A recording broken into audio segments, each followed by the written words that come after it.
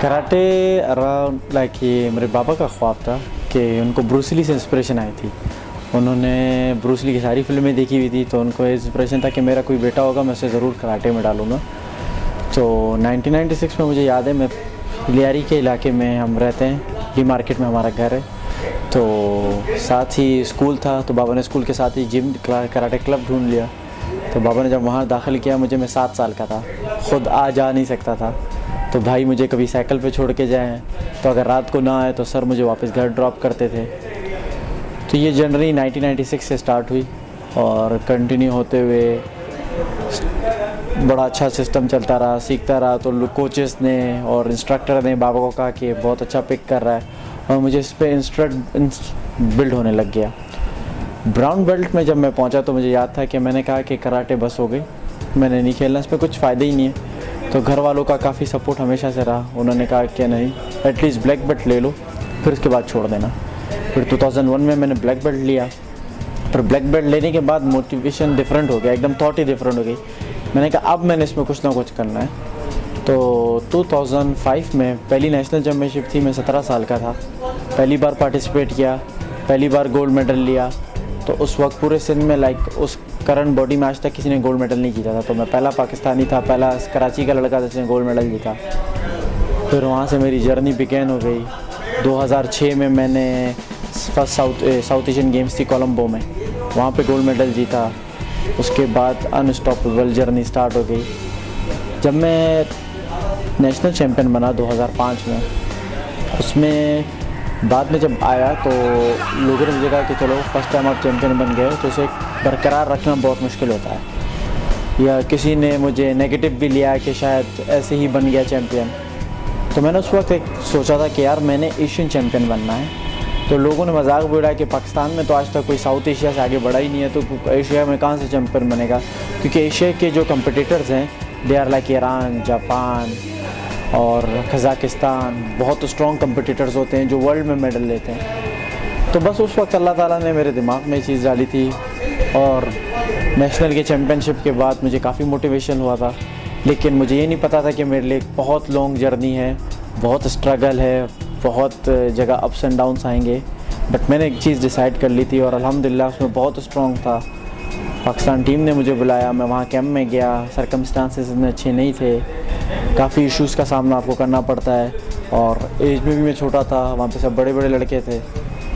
लेकिन हमेशा से घर वालों का सपोर्ट, क्लब के लोगों का support, specially thankful to Ramzan जो वहाँ पे ऑलरेडी मेरे लिए था, और उसने काफ़ी मुझे सपोर्ट किया उस वक्त। पाकिस्तान टीम के कोच हैं जो करंट खालिद नूर, उन्होंने बहुत सपोर्ट किया था। तो इस तरह 2005 के कैंप चल रहा था, 6 में कैंप चल रहा था, तो डिसाइड हो रहा था कि यार पाकिस्तान टीम तैयार होनी है साउथ एशियन गेम्स के लिए। तो फिर रैंकिंग चैम्पियनशिप हुई, जो नेशनल के बाद मेरा दूसरा कंपटीशन था। उसमें मुझे कहा गया था कि मैं 5 kg रिड्यूस करूँगा और मैं अपने से नीचे अपनी कैटेगरी में फ़ाइट लड़ूँगा। तो जब आप कैटेगरी चेंज करते हैं तो आपका एकदम माइंड चेंज जाता है, गेम चेंज जाती है। तो उसमें मुझे काफ़ी प्रॉब्लम हुई थी, लेकिन अंदर ही अंदर मैं ख़ुद से भी लड़ रहा था, काफ़ी इश्यूज़ थे उनसे भी लड़ रहा था। घर वालों को मेरी एजुकेशन का बड़ा प्रॉब्लम था कि भाई उसे कैसे कंटिन्यू करना है, उनको भी जवाब देना था। लेकिन समहाउ अल्लाह ताला ने मेरे नसीब में लिखा था कि मैंने इसमें कुछ करना है। शादी को 2004 से अगर शुरू किया जाए, 2004 से जब वो एक छोटे से बच्चे के उसमें आया था, उस वक्त से देख रहा हूँ। फिर उसने जिस तरह ग्रूम किया, 2005 में वो फर्स्ट टाइम नेशनल चैम्पियन बना। फिर 2006 में साउथ एशियन, वो उन दिनों मैं ख़ुद भी प्लेइंग था, हम इकट्ठे ही होते थे अक्सर। तो उसको सारा कुछ उस वक्त से मैं देख रहा हूँ, और उसने जिस तरह ग्रूम किया अल्हम्दुलिल्लाह, मैंने बहुत पहले कहा था कि इंशाल्लाह ये बहुत आगे जाएगा, और अल्हम्दुलिल्लाह उसने प्रूफ भी किया। अभी जो सिचुएशन है, थोड़ी सी हमें सपोर्ट चाहिए। सपोर्ट हमें कुछ किसी से कुछ ये नहीं चाहिए कि हमें कुछ पर्सन अपने चाहिए। सिर्फ़ और सिर्फ ये कि शादी को जितने ज़्यादा कंपटीशंस मिलेंगे, जितने ज़्यादा कंपटीशन की खेलने का मौके मिलेंगे, वो इम्प्रूव करेगा, मज़ीद इम्प्रूव करो, मेडल जीतेगा इंशाल्लाह। पर प्रॉब्लम यही है कि जो अभी बाकायदा कैलेंडर इशू हो जाता है कराटे का, हम उन कंपटीशंस को मीट नहीं कर पाते, और वो सिर्फ और सिर्फ फाइनेंशियल उसकी वजह से। तो अगर गवर्नमेंट या कोई प्राइवेट सेक्टर सादी को प्रॉपर सपोर्ट करे तो हम उन कंपटीशन में जाके एक्सपीरियंस इसका मज़ीद बढ़ सके। तो जो बड़े इवेंट्स हैं, लाइक अभी कमिंग हमारा इस्लामिक गेम्स हो रहे हैं 2017 मई में, तो उसके लिए अभी हमने एक प्रोग्राम तरतीब दिया जो हमने पाकिस्तान स्पोर्ट बोर्ड को भी फॉरवर्ड किए कि अगर सादी को इस दौरान कंपटीशंस मिल जाएं खेलने की डिफरेंट कंट्रीज़ में, मैंने शेड्यूल भी उसका बनाया, पूरा उसका तरतीब दिए, अगर वो उसको मिल गए सादी अब्बास को तो इंशाल्लाह वो इस्लामिक गेम्स में मेडल लाजिम जीतेंगे इंशाल्लाह। पाकिस्तान का जब तराना वहाँ बजा और जापान जिसने कराटे इन्वेंट किए उसका झंडा नीचे, कोरिया का झंडा नीचे और दो और मुल्क थे उसका झंडा नीचे, पाकिस्तान के ऊपर, तो मुझे बहुत प्राउड फील हो रहा था। हालांकि ये नहीं था कि पहली बार मैंने पाकिस्तान के लिए गोल्ड मेडल जीता था, ये थर्ड टाइम था कि मैंने पाकिस्तान के लिए, या फोर्थ टाइम था इंटरनेशनल लेवल पे पाकिस्तान के लिए गोल्ड मेडल जीता और तराना में। बट ये मेरा ड्रीम था कि मैंने एशियन चैम्पियन बन के लेजेंड बनना है और साउथ एशिया, बल्कि पाकिस्तानी पूरे साउथ एशिया की जो है हिस्ट्री लिखनी है। तो जब वो जीतने के बाद आया, तो जब उसी रात को जब मैं सोया, सेम ड्रीम मेरे ख्वाब में आया कि मैं एशियन मेडल के लिए लड़ रहा हूँ और मुझे वो मेडल नहीं मिला। मैं अचानक से अगेन जब वेकअप हुआ, पूरा पसीना था, मैं भागा अपने बैग की तरफ, वो मेडल मैंने उठाया, तो वहाँ जाके वो मुझे ये फ़ील हुआ और इतना सुकून मिला कि कि आपके सोल को एक पीस मिलता है कि यार ये आपने अकम्प्लिश कर दिया। उसके बाद सब चीज़ें मुझे एकदम नॉर्मल थी, कोई इतना डिफरेंस नहीं नज़र आया। मैंने कहा कि नहीं, ये मेरा एक ड्रीम था जो मैंने 2005 में देखा था, वो 2011 में आके पूरा हुआ, और जो सारी स्ट्रगल थी, जितना मेहनत मैंने किया था, वो सब मुझे इस तरह लगा कि सब अच्छे से हो गया कि लाइक मुझे वो सब पता ही नहीं चला कि मैंने कभी इतनी मेहनत की भी थी, और बहुत सुकून हो गया। फिर उसके बाद जब मुल्क वापस आया, लोगों ने काफ़ी अप्रिसिएशन की। हमारे मुल्क का सबसे प्रॉब्लम यही है कि आप मेडल तो ले लेते हो, उसके बाद खिलाड़ी सिर्फ इंतज़ार ही करता रह जाता है कि यार, क्योंकि स्पोर्ट्समैन जो होते हैं वो इतने फैमिली बैकग्राउंड से स्ट्रॉन्ग नहीं होते। अल्हम्दुलिल्लाह मुझे फैमिली से काफ़ी अच्छा सपोर्ट था, लेकिन हर खिलाड़ी का एक ड्रीम होता है कि जब मैं अपने मुल्क वापस जाऊँ, फ़िज़िकल अप्रिसिएशंस या दाद के अलावा आपको फाइनेंशियल अप्रिसिएशन भी की जाए।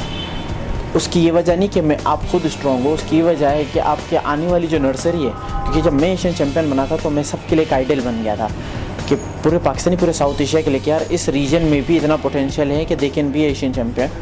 और पाकिस्तानी लड़के स्पेशली मेरे ख़ानदान से, मेरे लोकेलिटी के लड़के सब कराटे में एडमिशन ले रहे थे, क्योंकि मीडिया ने मुझे अच्छा हाइप दिया था। लेकिन सब इंतज़ार कर रहे थे कि हमें इंतज़ार होगा कि सादी को क्या इनाम दिया जाएगा, गवर्नमेंट क्या देगी सादी को। 1 साल इंतज़ार, 2 साल इंतज़ार, जब गवर्नमेंट ने मुझे एक बार बुला के सिर्फ $5000 दिए थे, तो सब बिल्कुल मायूस हो गए, मुझसे ज़्यादा सारे मायूस हो गए थे। मैं ऑलरेडी सेटल था, मैं दुबई में प्रोफेशनल खेलता था, मैं तो मायूस था ही था कि यार मेरे मुल्क ने मुझे इतना अप्रिसिएशन दिया, लेकिन मुझे फाइनेंशियल जो सपोर्ट था, जो लोगों को इस चीज़ की तरफ अट्रैक्ट करता था, स्पेशली गरीब लड़कों को, कि अगर वो एशियन चैम्पियन बनेंगे तो हाँ गवर्नमेंट उनको ये पैसे देगी या ये घर देगी जिनसे उनकी लाइफ चेंज हो जाएगी। तो वो लड़कों को जो उम्मीद थी कि गवर्नमेंट की तरफ से, वो नहीं मिला। तो बहुत लड़कों को हर्ट हुआ और काफ़ी ने कराटे छोड़ दिया। और कुछ ने आके मुझसे ये सवाल किया कि सादी भाई आप क्यों कराटे खेल रहे हो पाकिस्तान के लिए, जब आप इतने बड़े लेवल पे मेडल ले सकते हो, तो आप जाओ किसी और मुल्क में खेलो। तो जब मुझे ये देखा तो मुझे यार, मैंने कहा कि यार अब तो ये ड्रीम तो ट्रू तो हुआ ही नहीं है। हाँ, मेरा अपना जो ज़ाती सोल है, ज़ाती पीस तो मुझे मिल गया, लेकिन जो मेन मकसद के लिए सादी लेजेंड बनना था सादी को, तो वो लेजेंड तो ऐसे तो नहीं बनेगा। 2 साल 10 साल सादी को लोग याद रखेंगे, उसके बाद तो सब भूल जाएंगे। लेकिन अगर कराटे ज़िंदा रहेगा पाकिस्तान के अंदर, एशियन चैम्पियन लोग बनते रहेंगे, तो वो तो सादी को फिर याद रखेंगे कि पहला एशियन चैम्पियन तो सादी ही था। तो फिर उसका बेड़ा मैंने उठाया और मैंने फिर से कोशिश की, अपनी स्ट्रगल कंटिन्यू करता रहा। फिर कॉमनवेल्थ चैम्पियन बना, गवर्नमेंट सपोर्ट करे ना करे। US ओपन गया लास वेगास में, वहाँ गोल्ड मेडल जीता। पुश करता रहा, पाकिस्तान ऑन एंड ऑफ आता रहा, पाकिस्तान टीम को जो टिप्स मुझे बाहर से मिलते थे वो सिखाता रहा। एशिया के अंदर सादी अब्बास हमारा साउथ एशिया में वाहिद खिलाड़ी है जिसने एशिया के अंदर गोल्ड मेडल लिया कराटे के अंदर। आज तक किसी ने, इंडिया ने भी नहीं लिया आज तक। और साउथ एशियन कराटे चैम्पियनशिप में अभी इंडिया में हुई थी, इसमें हमारे सादी ने सिल्वर मेडल 2 लिए, ह्यूस्टन में गोल्ड मेडल लिया। इससे पहले इंटरनेशनल इवेंट के अंदर साउथ एशियन कराटे गेम्स हुए थे, जिसमें सादी ने गोल्ड मेडल 2006 में लिया था। तो वो उसका इंटरनेशनल इवेंट का पहला था।